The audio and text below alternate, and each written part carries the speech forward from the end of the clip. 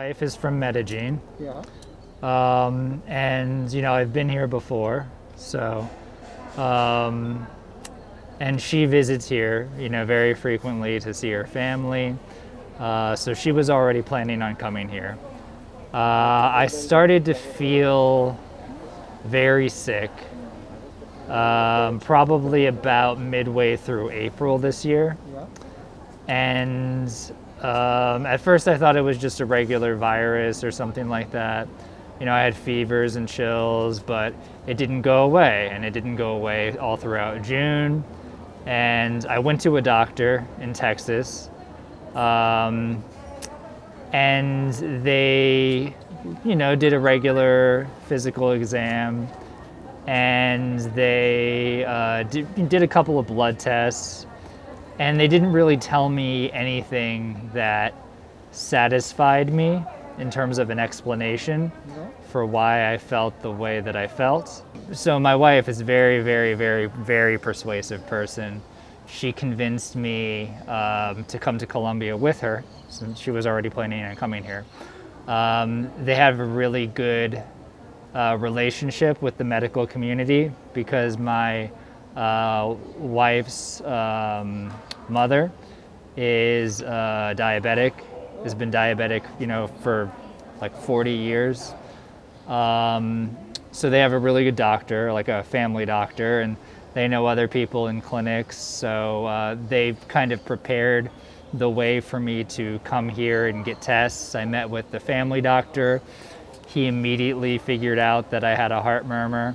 So he sent me to, not here, but to the other cardio clinic that doesn't do surgery. It's close to here, I can't remember the name. Okay. So they did an echocardiogram, and they immediately figured out that I had endocarditis, really, really bad, very advanced endocarditis. Yeah, exactly, yeah. So they sent me straight here, Yeah. and I went to the urgencia Yeah. for, just a few hours. And then I was checked into a real room on the second floor that same night. And I think I met the surgeon just a few days after that, to prepare, giving me my options, telling me what could happen in different scenarios, that they might be able to repair my heart valve. Well, first of all, explaining to me that, I have severe damage, destruction to my mitral valve. And then I did more. I did the echocardiogram where they have to put a tube down your throat. Yeah. I can't remember what you call it, but they found more information with that. They found that I had a tiny, tiny little hole in a different valve. I think perhaps the pulmonary valve. And they speculated, or they decided from looking that it was congenital, that I was probably born with that one, and that it created the turbulence that allowed the bacteria into my heart. And they performed the surgery, I think, less than a week from then.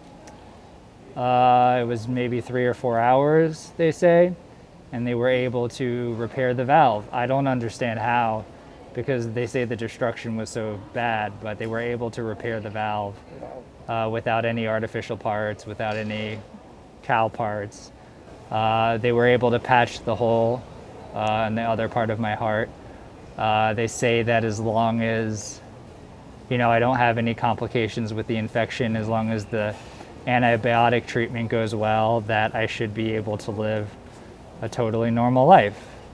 Came back today to meet with you guys, and also to look at the tests, my blood tests, get examined by Dr. Rendon again, and everything seems like it's going really, really well.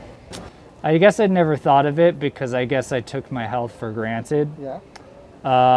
But I knew, because of my wife and my mother-in-law, that there was good medical care in Colombia. I'd be dead without those people as well too. So they're the ones who, educated me that I could receive good medical care here. Well, that didn't surprise me as much because one thing I've learned about people in Colombia, or at least in Medellin, I've only ever been to Medellin, is how warm everybody is.